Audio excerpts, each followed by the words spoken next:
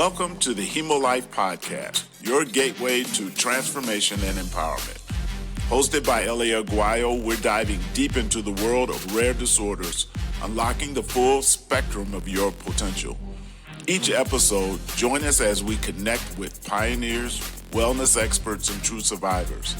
They're here to share powerful stories and invaluable insights, from mental resilience to physical health, community news to life-altering strategies. At Hemo Life, we provide the tools you need to excel and inspire. Prepare to elevate your life, learn, laugh, and grow with us. Let's embark on this journey together.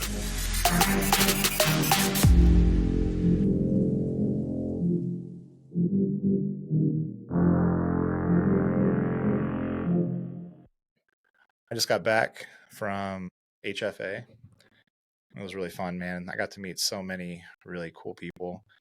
And a lot of people went up to me and said that they listened to the podcast, and it was super encouraging because we just started. That's so cool. Right. Yeah. So I mean, like I told you, I was on the phone one time, and I was just walking from one hallway to the next, and I had 4 people that I've never met, and they were just telling me encouraging things. I've had, I went to the bar in the hotel. Guys were talking to me there. So I know that this project's going to be super meaningful to everyone. And I'm just super excited because, the early stage is kind of hard. I wanted to release it and just kind of give people like a prelude of what's to come. So really, we haven't dug into what the show is really going to be like in the future. But it's going to get better and better. Hopefully we can get all these technology things squared away. And yeah, one guy actually, his name is Rocco, I believe. And he's an older guy, in the older generation. And he brought up a good topic, which was being on disability, because I know a lot of hemophiliacs consider going on disability at a certain point in their life. And there's so many hurdles with that. And he said that usually you get denied your first time, and sometimes you have to get a lawyer, and then there's limits on what you can make, but there's other stipulations with that too. And I've heard. For me personally, I went through a time frame in my life where I thought that I was going to have to go down that route, because there's times I couldn't get out of bed, and I was just emotionally, mentally, physically just drained and thought I couldn't do anything. But then there was something inside of me that was like, man, can you live with yourself, and saying that, this is all you're capable of. And I think the book review that we're going to do today actually kind of jumps on those points, because a lot of those guys, maybe they think this is all I'm capable of. So hopefully we can break some of those limiting beliefs that people have and maybe inspire them and give them real actionable things to make some changes. We don't grow until we change. Yeah. So, but yeah, hopefully you can join me one day at one of those conferences. I know the next one coming up is the Coalition for Hemophilia B, but you're not a B, you're an A. Correct. Yeah. So you're not part of the cool kid group, unfortunately. I mean, they don't make you prove it. Maybe we can just say, hey, yeah, he's a B. He's a B. He's a B. You're a B in my book. We're getting in trouble now. Oh man. But yeah, Jay. Condition, the same blades. Exactly. What's the difference, really? Come on. Why don't we just all shake hands and come together? We don't really need to be segregated. That's funny.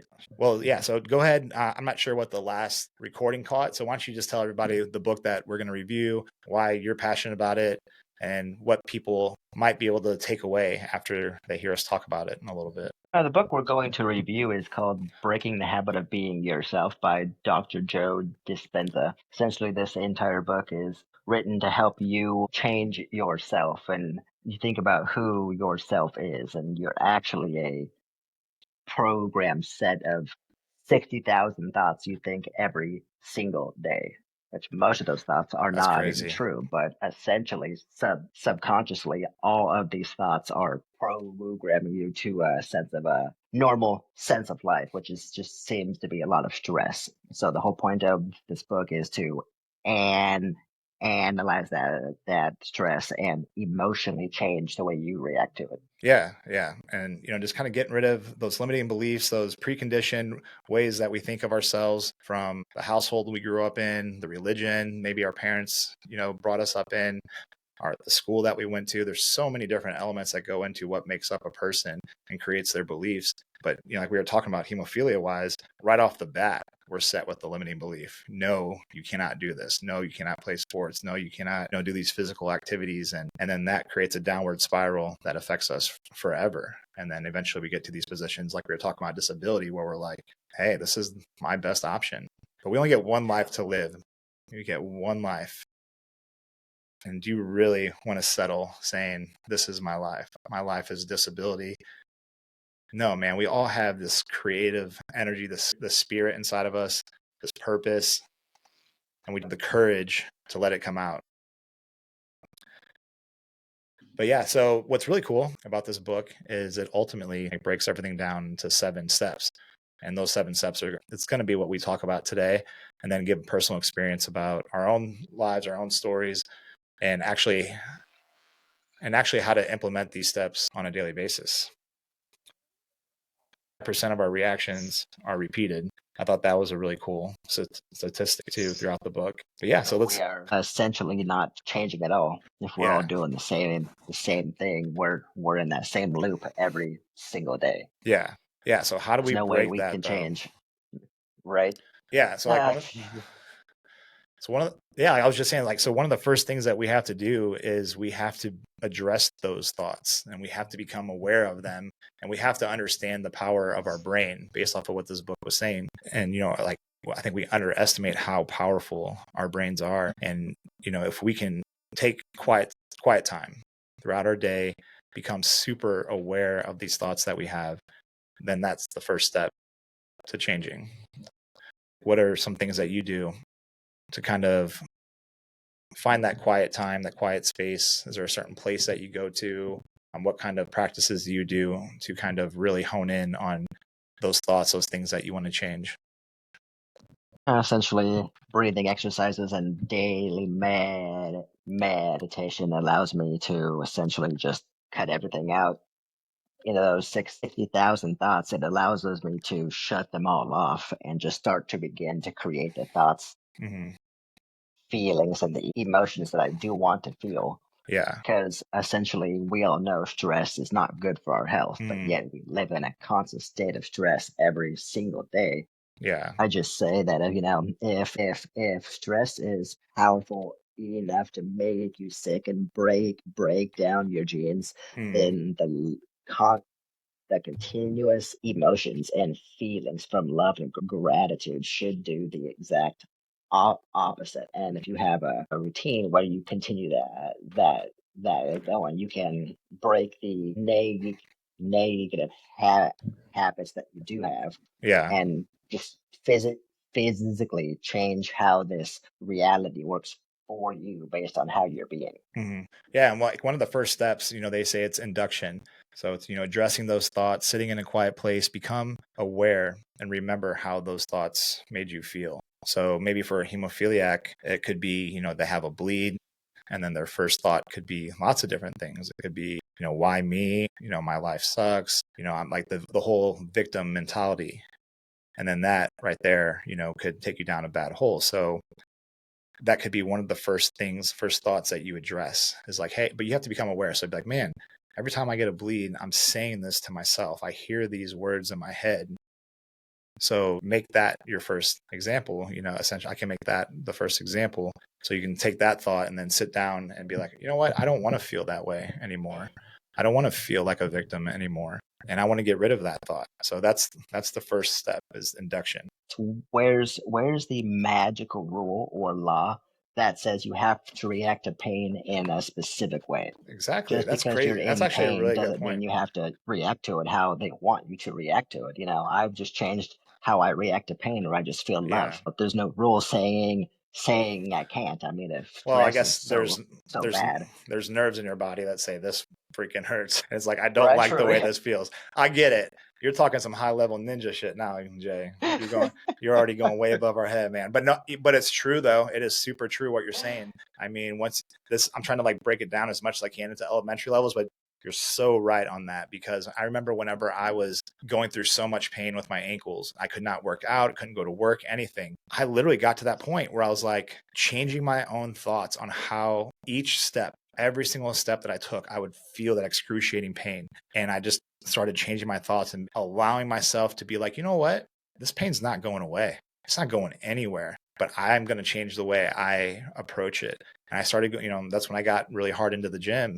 And I started, even though my ankles hurt, I did cardio anyway. And I did in kind of a really weird psychotic way. I told myself, I like this. It's okay. This pain, it's okay. I don't care. And it's the crazy part though is you do start changing your perspective and your outlook on pain. And it's almost like an acceptance. You just say, you know what? I don't care. I'm going to be in pain, but I'm still going to chase my dreams. I'm still going to live the life that I was meant to live. And because I used exercise in that mindset, I got to a point where I started building muscles around those joints. I started walking better. It's huge, man. It's just all these points that we're going to go through. It's just so crazy how simple maybe it sounds at times, but how big of a difference it really makes in your life, these little bitty things. And that's what I want people to see, is that it's not these major steps that you have to take, these major actions, and anyone can implement these. You don't need money.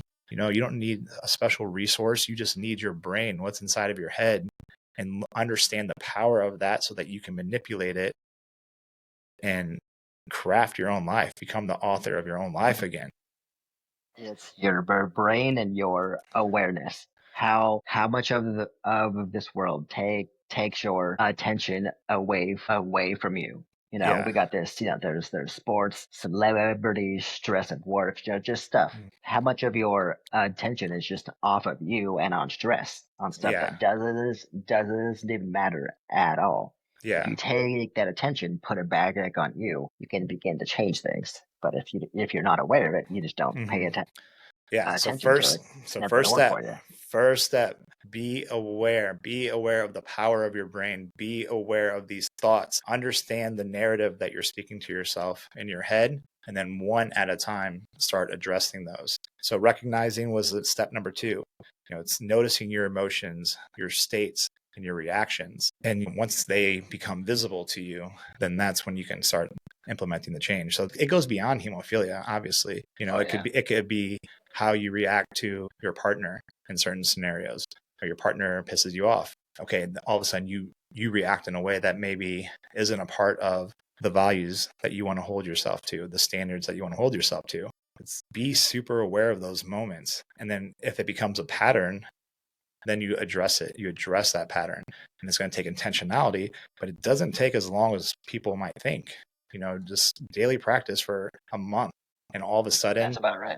That daily practice is going to turn into just a natural behavior. And then you don't have to fight that anymore. So kind of like pick one battle at a time, the one that gets you the most. Address the dark side. Maybe it's a dark side. That used to be the case for me. I used to have bad anger issues because of hemophilia. I had to address it and say, you know what? Maybe I am this way because of my environment, how I grew up, my lack of support, my lack of family system that I had there, education, everything. It all played a role in it. But when I became an adult and wanted to take my life back, I couldn't just suppress the dark side and suppress that monster. I had to say, no, I'm going to put you right in front of me, right on the table. And we're going to figure out what this root cause was. And I'm going to change that behavior. And then you're no longer part of my life. I know that I've changed so much. I feel like I worked so hard and I became so intentional of changing. I need to reintroduce myself to people every 6 months. Hey, I'm Elia Aguayo. You don't know me. No, dude. Somebody new. I've known you since you were a kid, man. You used to be this little asshole, this little shit kid. You did this and this. You got into fights, you whatever. No. I don't even know that guy. Hi, I'm Elia Aguayo. This is the new me. And the thing is about the hard part is that everyone else that knows you from the past, they're going to want to keep you right there in that bubble. Correct. That's it. They're not open for change. But once you become more intelligent, more understanding, people can change. It just takes a lot of intentionality and actions. So that's where people don't like to change much, because it's not instant gratification. Yeah. It takes time. It takes work, and people want it now. Yeah. And I hear it all the time. And one of my rules of thumb is that I don't participate in that kind of speech, that kind of talk. When I went to HFA, or I'm talking to all these people, and everyone has an opinion about somebody. People have an opinion about me. Anytime somebody tries to give me a bad opinion about somebody else, because I know the capabilities of the human brain and behavioral change. I don't participate in that. I'm not going to encourage that kind of behavior. They'll be like, oh, this guy, man, he's no good, man. He's always doing this. I think about the positive. Oh, okay, cool. How can I be a leader in his life? How can I be a mentor in that person's life? How could I personally accept him? And then that'll be the change that he needs. We need more people out in this world who are accepting of growth, of human growth. We all are going to make mistakes. If we start undigging all the skeletons in your closet, you're not going to like it either. Some people put themselves out there more than that, but sometimes the people that look the most respectable in the community behind closed doors, you don't know who they are. So it's and vulnerability is one of those steps, that we're going to be talking about.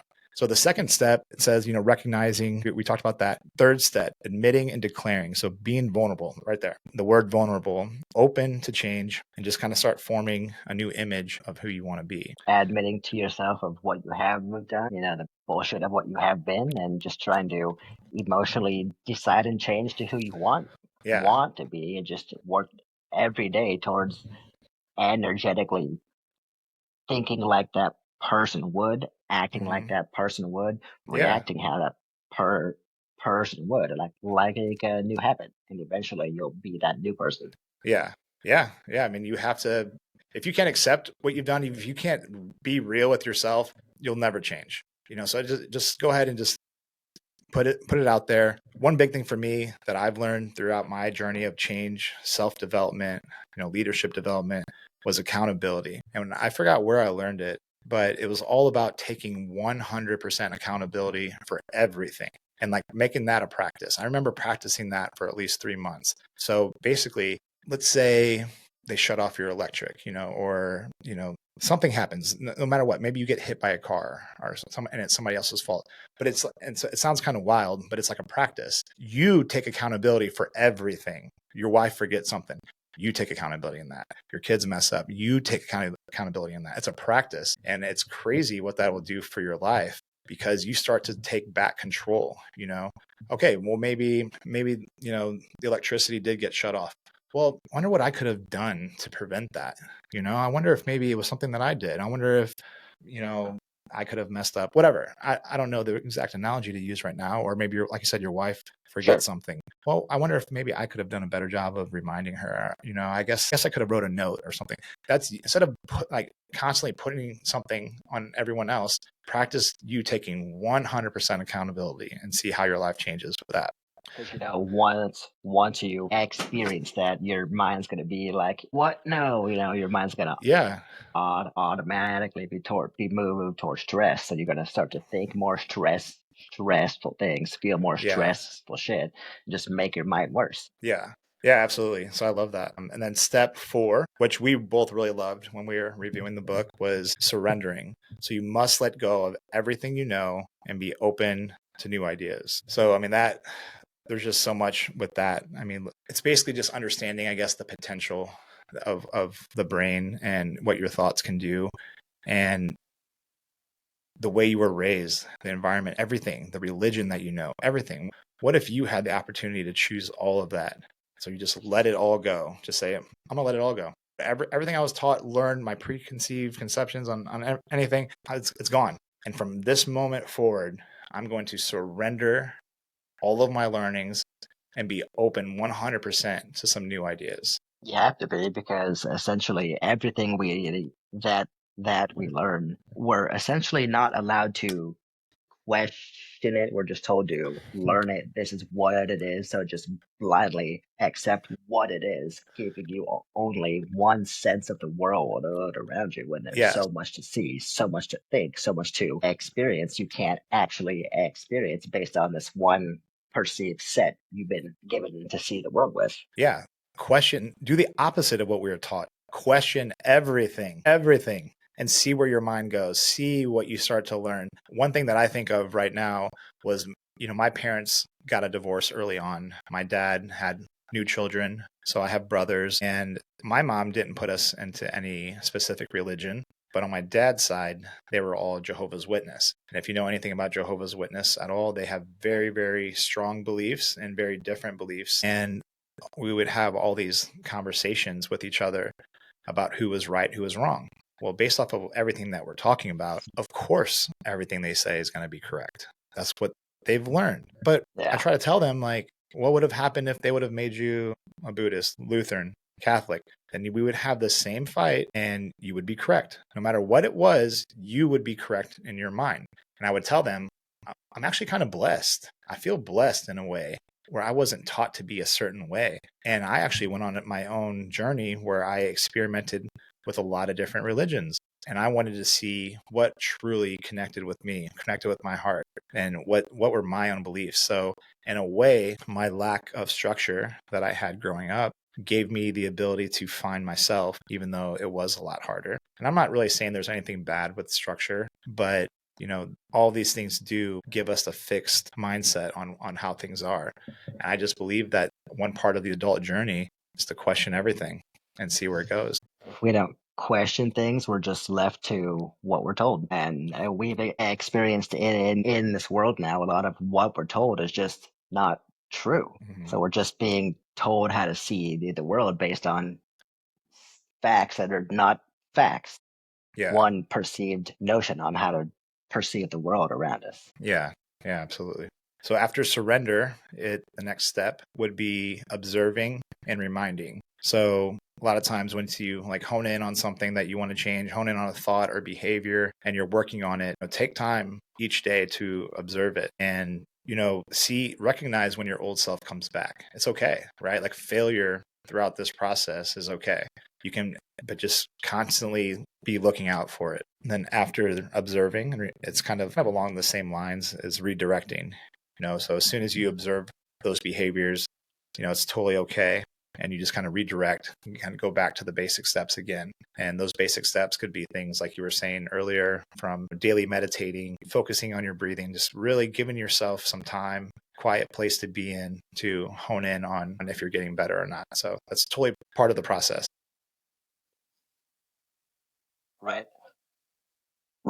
Write down the thoughts you don't want to have. In order to pay attention to what you're trying to change, you need to write down what you're trying to change. So when you think those things, you're like, hey, wait, I wrote down this morning I was going to change that thought. And then just right then and there, immediately change the way you react to it. Yeah. So do that every single day, and you will begin to essentially reprogram how you experience the world. Yeah, absolutely. I talk to so many blood brothers, and there's so many of them are out there struggling. They can't see the light at the end of can't see the light at the end of the tunnel, and they don't know those first steps. And we're literally it seems so simple, right? We're just breaking it down, but it's being vulnerable, taking accountability, addressing the dark side, addressing these thoughts, addressing the negativity that you tell yourself every day, understanding that by not addressing it, you're digging yourself into a deeper hole. So I love this, man. I mean, this is something so simple for people to follow. And we're going to talk a little bit more about some of the things that we do on a daily basis. But the last step is creating and rehearsing. So making it a habit. And that's kind of like what I want to get into more with you is some of your behaviors. So I'm going to talk about mine too, but why don't you talk about some of the daily things, the daily steps, and maybe your journey with, finding control over your thoughts and making change. What does that look like for Jay? What that looks like for Jay, I think I explained before that earlier on that I've always had a belief as a child that we have always had the ability or potential to achieve more than we've ever been told. I can't explain why I've had this thought. I've just had this innate thought we're meant for more than just what we're doing now. We're meant for more than just what we're, go to work, come home, go to sleep, repeat that until you die. So what that has turned into me is I have refused to believe the facts that I'm told, and I just try to believe based on what I feel, based on what I have seen, and also with this book, based on new information that I have learned. Within this book, it doesn't get into a bunch, but in one of his other books that actually gets into the science of how your thoughts, your feelings, your emotions can reprogram your genetic material. It's the most fascinating thing. So essentially, the more you reprogram your emotional states, the better your health is going to get. Yeah. Yeah, that's awesome. Love. Yeah, I mean, one of the big things too that stuck out to me was, like the limiting belief part. And you and I were talking about it earlier about it takes, one person to kind of change the limiting beliefs for everyone. And that's something that I personally have done with my bodybuilding career. And I remember 10 years ago when I was on social media documenting everything, nobody posted, hey, this is my name and I have hemophilia. Right. It was Correct. like, Nobody did. It was like everyone was ashamed of it during that time. That wasn't something that you put on a profile. It was like, no, I don't want anyone to know about this. I just hit a point where I stopped caring. I stopped caring about what other people were saying, and I made myself vulnerable, and that opened me up for change. And we talked about the story of Roger Bannister, one of the first people to run a mile under 4 minutes, and everyone thought it was impossible. You just can't do it. And then in the Olympic Games, he went ahead and achieved that. And then right after him, a ton of other people started to achieve that. And so that's what I wanted to do with bodybuilding.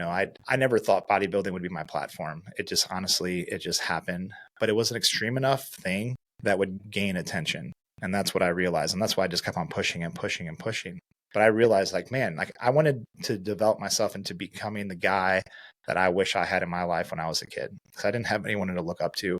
I didn't have anyone pushing their limits, pushing their mind, pushing everything, and that's what this whole thing is about now. I've gone on this 10-year journey, and I truly believe that with having a chronic disorder, you have to be elite. You have to be prepared, be an elite individual and ready to handle all these situations. And today we're breaking it down for people, because all this stuff, people do need to have the expectations that this is a long-term vision. It's not going to happen overnight. Oh yeah. But it's crazy if just doing these things for a couple weeks at a time, you'll see some significant change that will make you will begin to see it. You'll be like, man, I'm a believer. One thing for me about my morning routine is, I like to find a quiet space. So first of all, I believe in morning routines. I believe that you need to prime your day in order to be ready for everything, in order to show up as your best. So I like to, find a quiet space to reflect. And then I have a journal. I do love to journal a lot. And the first thing that I do is my gratitude list. And when I'm writing down everything that I'm grateful for the day, I make sure to not just write it down, but to say it out loud. And then after I say each one, to actually close my eyes and let it sink in. So today, I'm thankful for my job. I'm thankful for my family. I'm thankful for this house. I'm thankful for the clothes that I get to wear. I'm thankful for the food that I get to eat. But if you speed through that, you miss that emotional connection that is really going to help you. So take your time, read it out loud. And then as soon as I'm done with the gratitude list, I jump right into my values. I think going over this is super crucial every single day, because you never know what kind of situation you're going to encounter. It could be a fight with, a friend or a spouse, or you get into a difficult situation where you have to solve a problem. And if you're not primed mentally to handle that, then who knows where these conversations lead to and what outcome you get. So, but if you sit down and say, hey, this is the person that I am, and this is the person I aspire to be. So my values are: I'm a godly man, I'm ambitious, I'm loyal, I'm focused, I'm driven, I'm a family man, I'm kind, I'm generous. And let all those sink in. And when these situations start to happen, you've already told yourself what kind of person you're going to be. You already told yourself how you're going to show up in this scenario. You're not going to just wake up and let the world show you how you're going to respond. You take control and say, no, this is the person I'm going to be. This is the way that I respond in this scenario.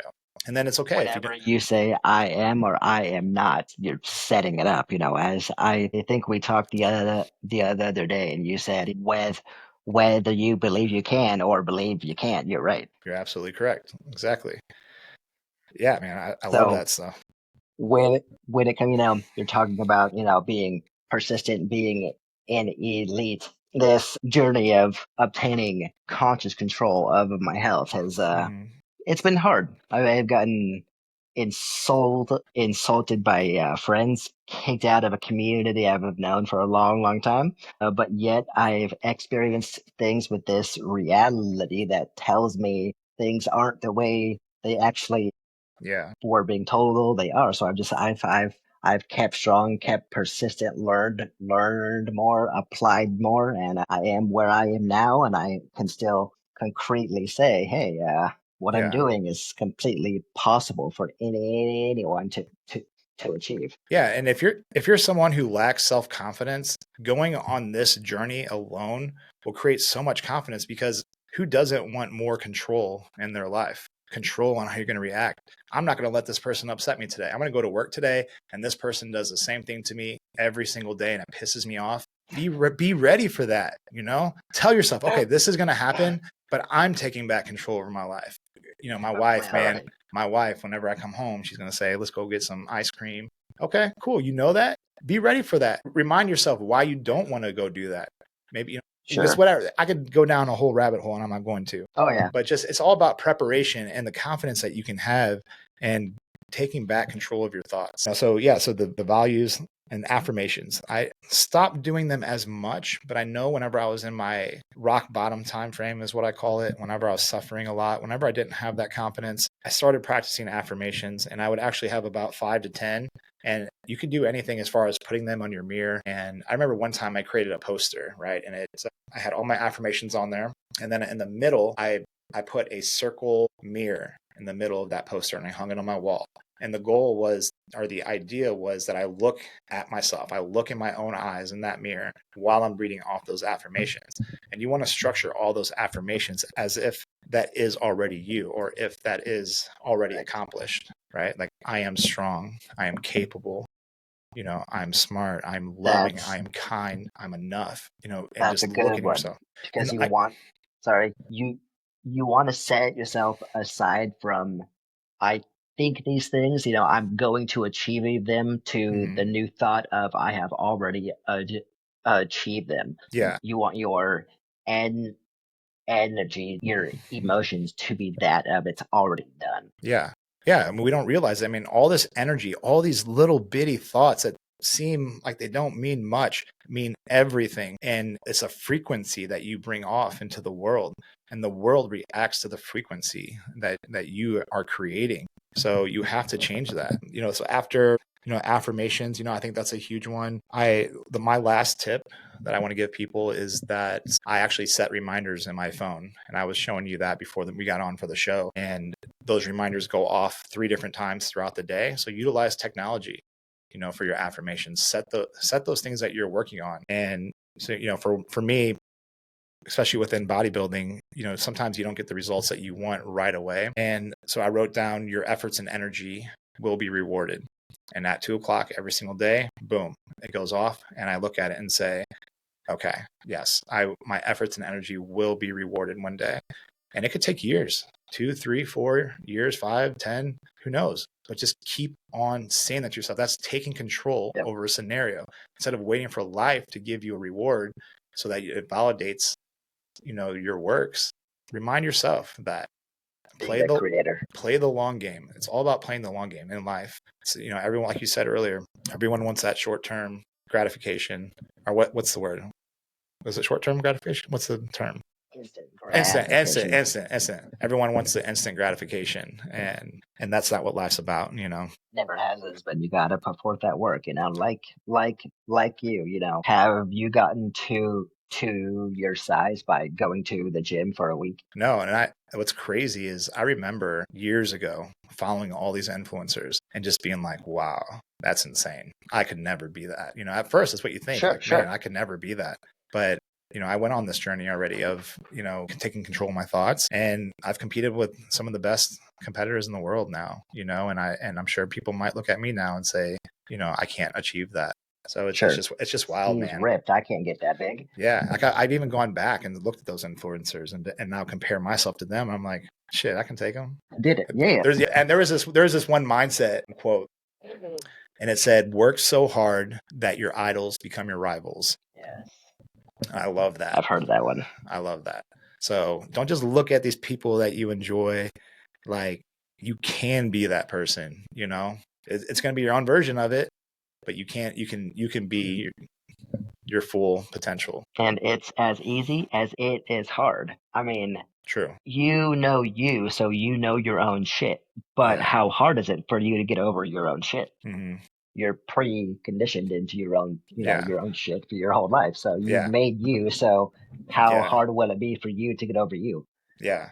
And that's how Yeah. hard or easy it is. When you're set to change, you're gonna change. Mhm. But when you're not ready to change, you're still gonna continue the same old loop Yeah. until you're prepped.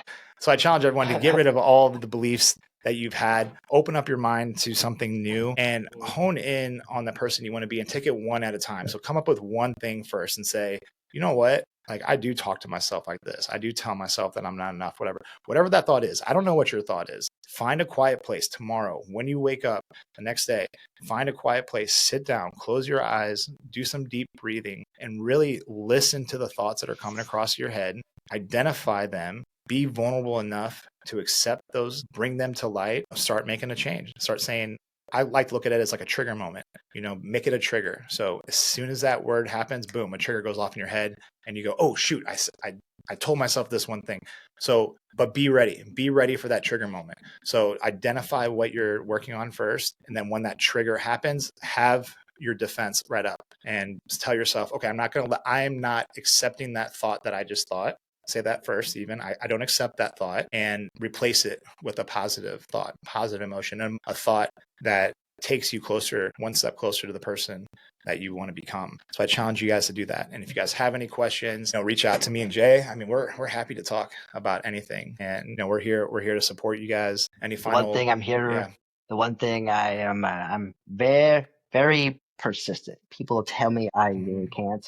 Please tell me I can't, because I'm just gonna find a way to prove I can. Yeah. I love being told I can't because I know I can. Doesn't matter what it is or how crazy it sounds. Yeah. Your belief will set up what you want to achieve. Yeah. You have to believe it. Yep. All right, guys. So get rid of all of your limiting beliefs and take back your fucking lives.